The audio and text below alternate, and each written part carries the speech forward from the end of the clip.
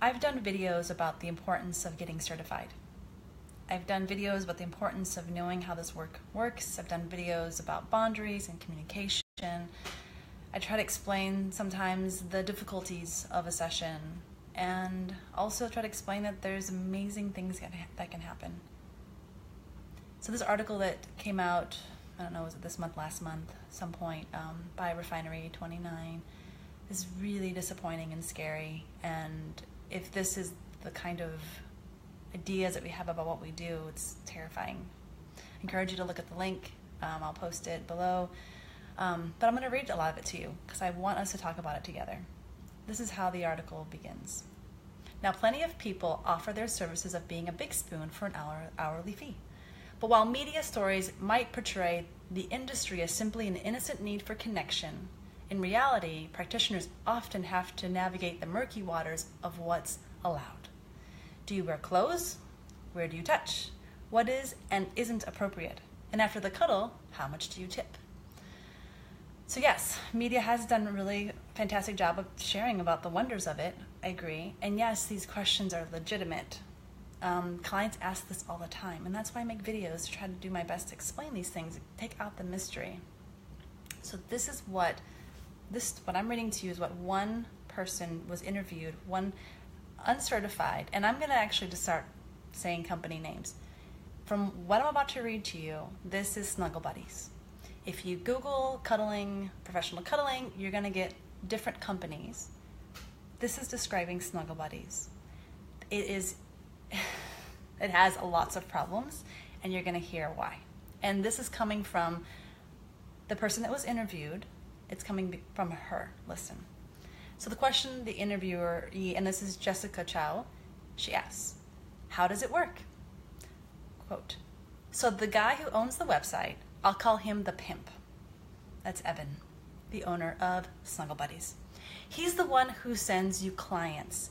I'll get an email that someone is interested in me, and I'll email them back to tell them my rules.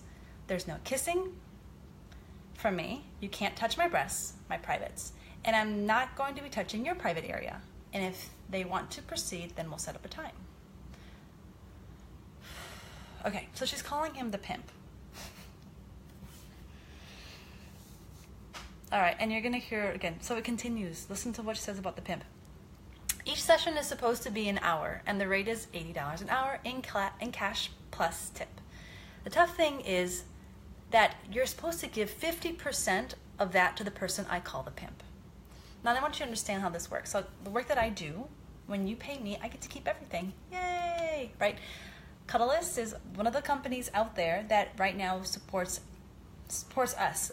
We do the training. They provide all of that in the community, but we keep everything. I don't have to give Cuddlist anything other than I paid to get membership and to be on their website. With Snuggle Buddies, you're giving 50%. So if it's $80 an hour, 50% goes to Snuggle Buddies. She gives it to the pimp, one single male. And then, listen here. So what you learn to do is, and it might not even be ethically correct, but we're being honest here. Every first person I meet that he sends over to me, I'll give him a cut. If I do subsequent visits, I won't always, because he's not doing any of the work. So the pimp, Evan of Snuggle Buddies, expects everyone to give 50% of all their sessions. He just created a website. And yes, it's probably in most cities, and he has people on there. I'm seeing it, Michelle saying, the Cuddlist community was recently referred to as the guild. I have to agree. Yeah, I can see that.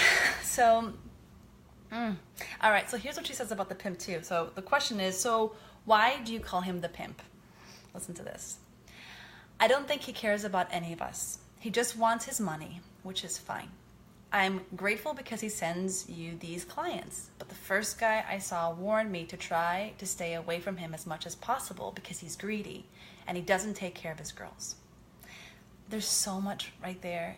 If you're a cuddling professional and you're working with a pimp or a person who brings you clients because he knows how to create a website, he doesn't care. And yeah, right, Michelle says his girls, you're just his girls.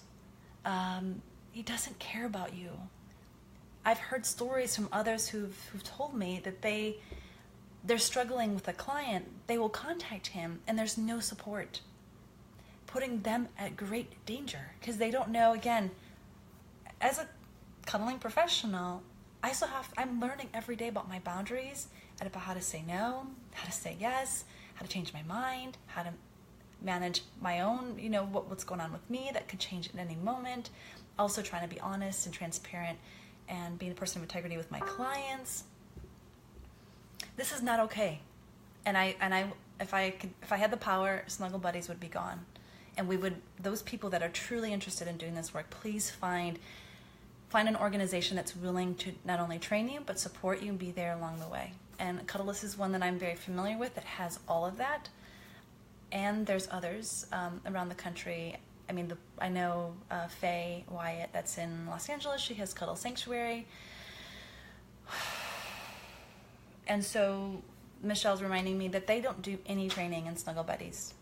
They pretty much, you just tell them who you are, you show a picture, and he puts you on your site, and you're supposed to figure it all on your own. And that's, again, so dangerous because in our society we're dealing with, like that women are conditioned to always say yes and not say no. So let's continue her story. Last week, she says, someone emailed me and was like, how much is your rate? And I said $80 an hour. And he said, if you wear only a bra and panties, I'll give you $115 per hour. I told him that's not how I work. And he said, well, if I do 130, can you do that and heavy petting? And I said, I really think you're looking for someone else. And that's where it ended.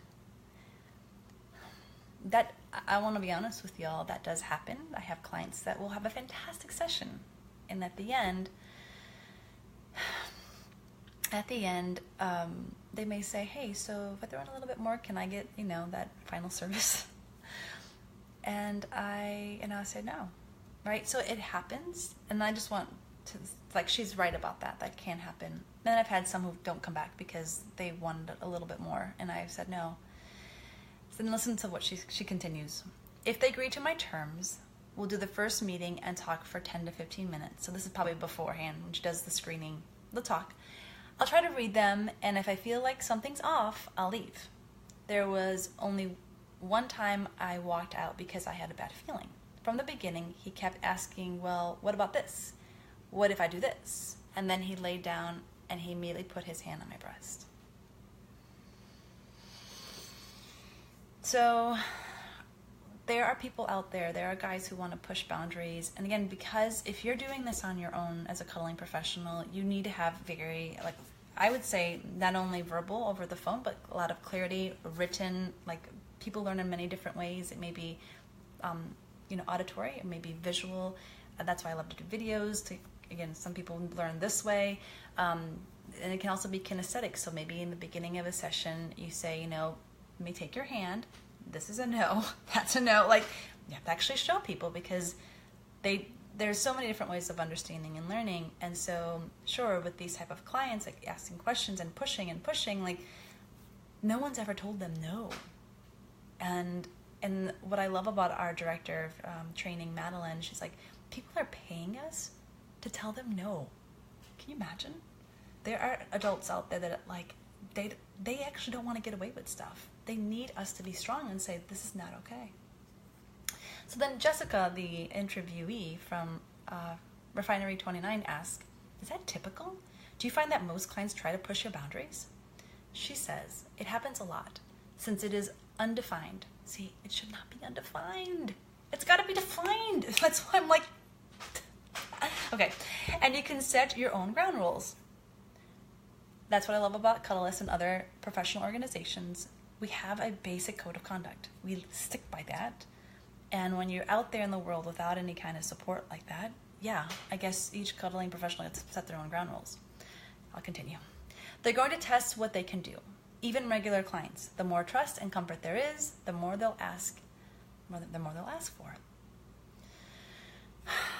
So it seems like our work is really sketchy. No wonder our society is looking at us and going, I'm not sure about this. Because we're not clear. As a community at large, we are not clear. There's still a lot of blurriness. And if you're not certified, right? And you're just picking someone who's hasn't gone through a training, doesn't have any kind of clear ethics. They haven't gone through, they don't know how it works. They haven't actually practiced it. And they don't have a community that's kind of expecting them to kind of stick with the code to make us all look better. I mean, if you don't see someone like that, you don't know what you're getting. So I'll continue with her story. I had this one client, she says, married, kids. I thought he's even younger than I am. He paid for the hotel since I only do out calls.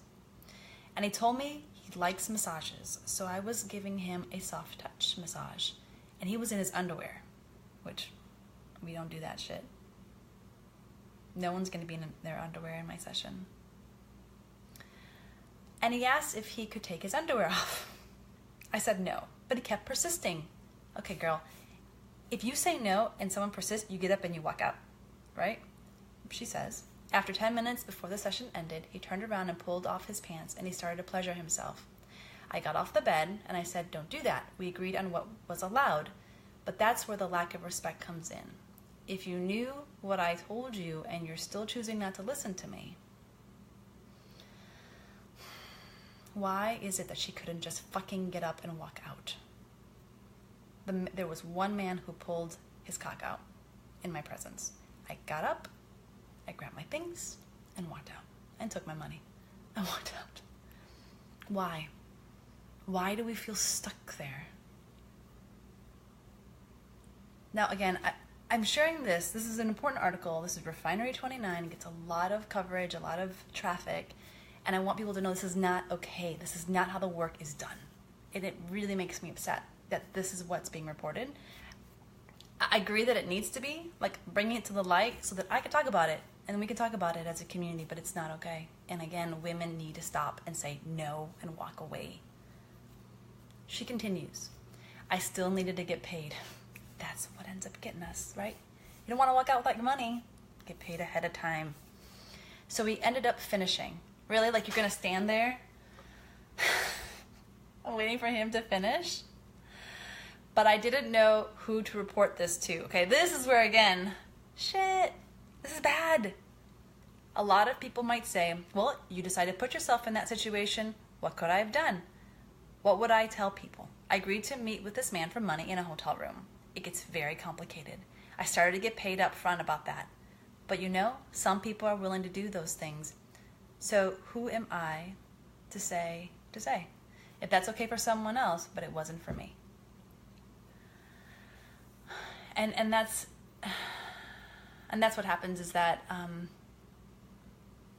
because we then start hearing the public, right? So when we're in a really bad situation, we think, oh shit, like I can't tell anybody about this. And what is this called when you can't talk about the things? It's shame.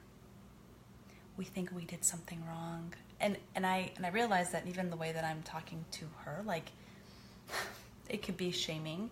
And I really want to emphasize that it's about training, right? Like, and even those who are trained and who are certified, I mean, we're still working on this every day. Every time we have a session, there's always a potential of us, we're still learning. And also, so I'm dealing it from my industry, right? And then there's another side of where the men are. And men are responsible for, if we say this is our guidelines, this is our code, you're responsible to follow the code. If that is what you agreed to when you walked in, that's what you're responsible to do. At any point, either of them can stop the session and can terminate it. So then the next question is even more painful. You couldn't go to your boss about it, as asked. No. It's up to you to figure it out. I don't know anyone else on the website. We don't talk, we don't know each other, and I've never gone to my boss for anything other than to pay him. That's the pimp. He don't fucking care. He don't care that you get molested. He doesn't care that, you know, you had a terrible situation with a client. He doesn't have the resources for you. And you live with that shame. All right, good story, she says. One of my other regulars is a widower in his 70s. Over a year ago, he lost his wife and he didn't know how to be around people, so he contacted me. I think he sees other cuddlers and he'll do sexual things with them, but with me, What we do is we lay in bed and we cuddle, and we talk about opera and films. He'll tell me stories about when he traveled with his wife. I feel like he's taken the essence of what this job is, which is to provide comfort. A therapist can't touch you, but I can hug him and I can touch his face and I can tell him that it's going to be okay. That's a fantastic story. And I wanted to at least read one that was really good, just to show you that, they can be good as well. And there are people out there that understand this work. And then, very quickly again, another sexual story. Or they'll say, and this is from a client, my other cuddle buddy lets me finger her. And I'm like, that's great, but I'm not going to do that because I don't want anything out of it. That's when one of the guys I saw wanted a date and I said no. So there again, I want to also be open about the fact that there are people that are with snuggle buddies and there are people that do professional cuddling that do it sexually. It is a thing. Going with an organization like Cuddlist or Cuddle Sanctuary, or I believe also Cuddle Up to Me in Portland,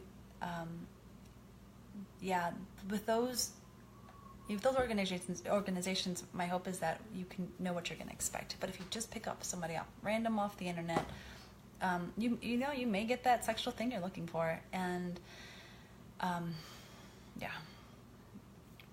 last question.